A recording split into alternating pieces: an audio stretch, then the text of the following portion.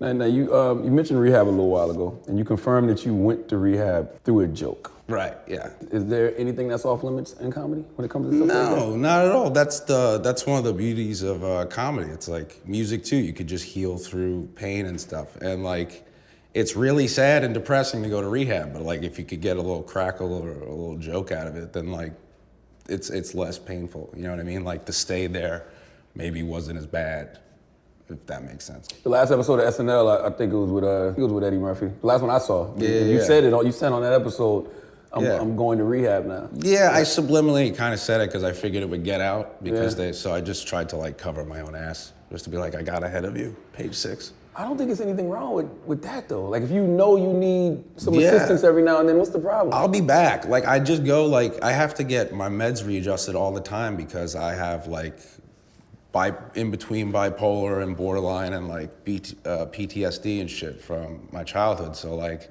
you know, I have to go and get readjusted every once in a while. So like, I don't think going to rehab is that big of a deal. I think it's like a really strong, powerful thing. And some of the most beautiful, cool people you ever meet are there.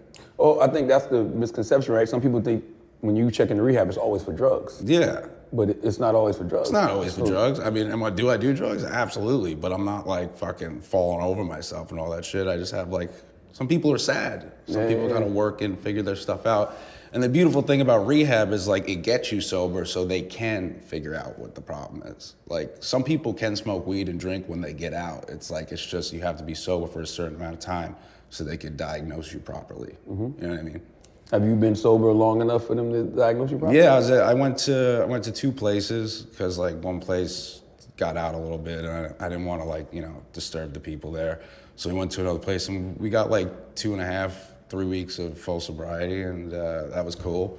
And they readjusted my shit and I've been feeling great. How do you know when it's time to go get help? Like, okay, I'm doing too much. Usually when I start like cutting or like when shit gets like when it just gets a little insurmountable or like people are like, hey, my friends will tell me now. We're at a point where like people will come over and be like, hey, you gotta we're all fucking pissed and terrified. So not pissed, but like we're all like worried, so you should go. I got a good group around me where they give a fuck. What does cutting look like? I cut my chest. That's why I started getting tats on my chest is to like cover them.